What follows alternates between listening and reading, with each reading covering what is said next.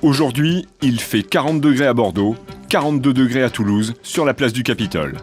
Depuis 20 jours, la température dans le sud-ouest de la France dépasse les 35 degrés. Nous sommes le 10 août 2050. Ce scénario n'est pas fantaisiste. Il donne l'image de notre été dans 30 ans. Selon Météo France, la température moyenne dans le sud-ouest aura augmenté au minimum de 2 degrés d'ici 2050. Conséquence directe, notre climat futur sera le climat actuel de Valence, en Espagne.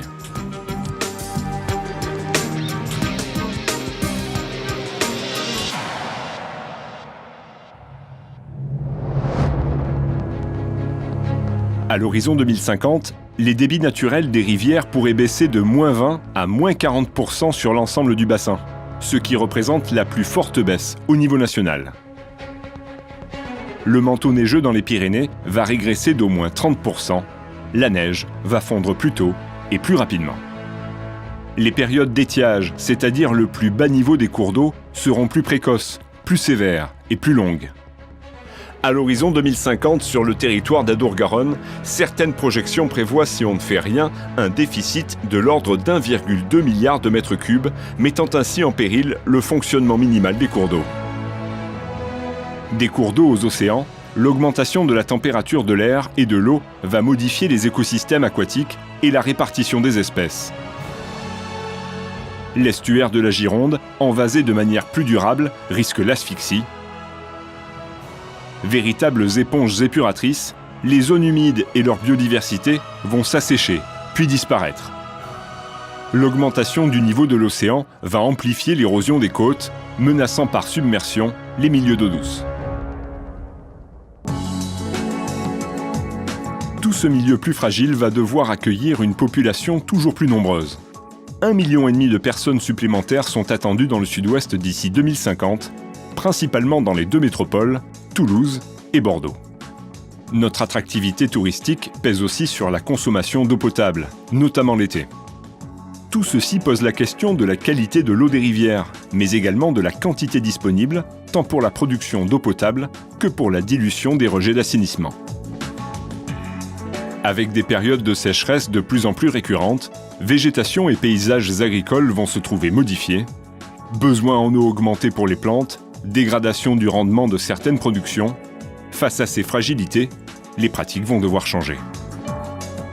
Dans ce contexte, comment concilier le bon fonctionnement des milieux naturels et nos besoins pour l'eau potable, nos activités économiques ou la production énergétique? Il y a urgence à agir.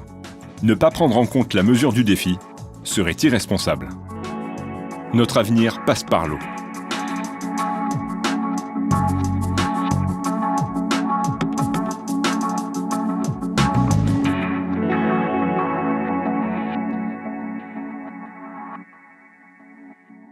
Alors c'est un petit film introductif assez anxiogène. On est aujourd'hui plus là pour parler des solutions et en particulier du sol. Donc notre avenir passe par l'eau, mais elle passe aussi par un cycle de l'eau ralenti et préservé grâce au sol. Donc je vais essayer de vous remettre en lumière en fait quelques éléments qui ont été vite présentés dans ce film introductif. Alors, en termes de diaporama, ça va directement. Voilà. Donc ce contexte hydroclimatique très préoccupant, en fait, je vais y revenir très rapidement. Notamment, vous avez ici des cartes du changement de climat, notamment la température d'été dans le sud-ouest à l'échéance 2050. Donc on compare souvent la période de référence 70-90 à du futur centré autour de 2050. Et vous voyez donc une assez grande augmentation de température l'été avec un phénomène qu'on appelle la méditerranéisation du climat. Donc quelque chose qui nous arrive du sud-est pour notre bassin. On s'attend donc à des périodes de canicule et de sécheresse, on va y revenir, plus importantes en été. En ce qui concerne la pluviométrie, en fait, le signal des modèles climatiques est plus incertain.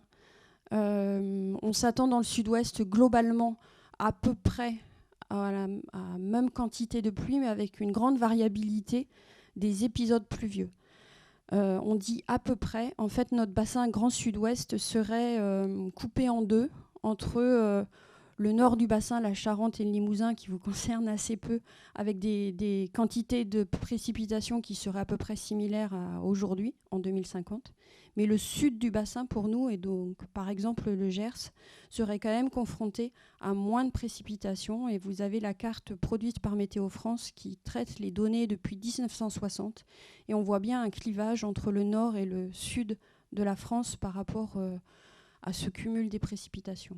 Retenez quand même qu'il y a beaucoup d'incertitudes et que globalement, on est quand même une zone où il continuera de pleuvoir. Donc par rapport au film qui était un peu inquiétant, on ne sera pas tout à fait au climat de Valence.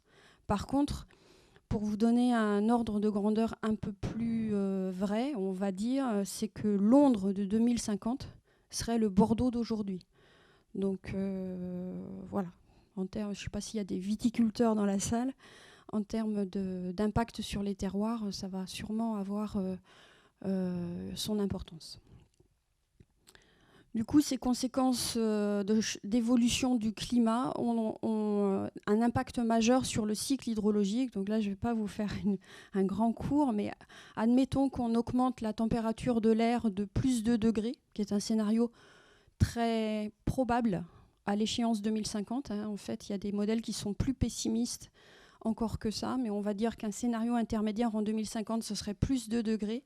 Alors, ça a comme conséquence, en fait, une évapotranspiration qui augmente de l'ordre de plus 20 à plus 30% sur l'année et une baisse d'enneigement de moins 35 à moins 60% sur l'année.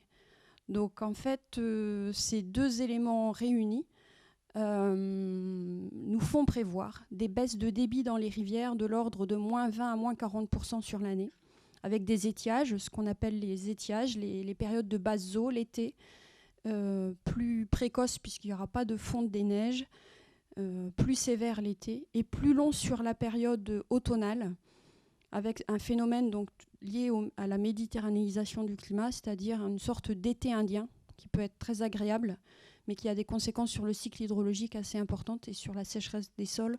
On va y revenir également. Mais ça n'empêche pas, ces baisses moyennes sur l'année, ça n'empêchera pas non plus des pluies torrentielles. Donc la question de la préservation des sols face à l'érosion se pose de façon drastique à l'échéance 2050. Et puis de la baisse aussi de la recharge des nappes, en fonction, et là c'est plus incertain, en fonction justement de ces épisodes pluvieux très intenses où l'eau n'a pas le temps de s'infiltrer. Je vous présente ici en fait ces événements extrêmes. Alors difficile de prévoir les crues et les inondations du fait de ces incertitudes sur le régime des précipitations. Mais par contre, en termes de sécheresse, nous allons avoir à l'échéance 2050 plus de sécheresse météorologique, hydrologique, mais aussi de la sécheresse des sols. Et comme on en parle aujourd'hui, je voulais vous présenter ces cartes produites par Météo France pour le compte du bassin Adour-Garonne. Alors vous avez les cartes un petit peu plus jaunes qui sont l'été et les cartes un peu plus rouges l'automne. Rouge, ça signifie quoi ? Ça signifie que la sécheresse décennale des sols d'aujourd'hui, donc la sécheresse la plus sévère qui arrive une année sur 10 aujourd'hui, arriverait globalement sur le bassin, si on regarde le rouge, 8 années sur 10 en 2050. Alors, toutes choses égales par ailleurs, et c'est là tout l'enjeu, c'est-à-dire à type de sol et type d'occupation du sol constant. C'est comme si on avait la photo d'aujourd'hui avec le climat de demain. Donc, vous voyez qu'il est quand même très très important de changer nos pratiques. Et je voulais finir parce que on va laisser la place aux solutions et pas au diagnostic, mais sur le mécanisme le plus important à retenir dans ces modifications du cycle hydrologique. Et comme on a affaire à un public agricole, je suis sûre que tout le monde connaît la notion d'évapotranspiration. En fait, c'est bien ce critère-là du fait de l'augmentation de la température de l'air qui augmente, qui fait que l'eau, une grande partie de l'eau part par évapotranspiration dans l'atmosphère et n'est plus disponible pour l'écoulement ou pour l'infiltration. Et donc si on augmente globalement l'évapotranspiration de plus 10 à plus 30% sur l'année, et en particulier à l'automne, eh bien, ça fait des baisses de débit donc, de l'ordre de moins 20 à moins 40%. Je vous ai donné quelques illustrations pour le Gers. Le Gers est particulièrement vulnérable. Je vous ai aussi donné la Neste à Saran-Colin, et donc l'amont est quand même un peu moins vulnérable, mais les baisses de débit attendues, alors 2050 par rapport à 1990, donc il y a déjà eu des baisses depuis 1990, mais globalement on est plutôt entre moins 15 et moins 50% de débit dans les rivières, débit naturel, hein, sans réalimentation artificielle, à l'échéance 2050. Donc en effet, il est urgent d'agir, et je pense que le sol, la rétention de l'eau dans le sol, le ralentissement du cycle de l'eau grâce à l'effet tampon du sol est très importante. Parce que les baisses de débit ont aussi des conséquences sur la qualité de l'eau et sur la biodiversité associée. Sur la qualité de l'eau, parce que moins de débit, ça veut dire moins de dilution de nos rejets. Ça veut dire aussi une augmentation de la température de l'eau et donc une dégradation physico-chimique de la qualité de l'eau. Et puis impact sur la biodiversité, parce que la température joue aussi énormément sur le confort thermique en fait, des animaux aquatiques. Donc voilà, il faut se préoccuper de l'eau, et je pense que le sol est aussi une solution. Voilà, c'est tout ce que je voulais dire en introduction, et merci encore de votre présence.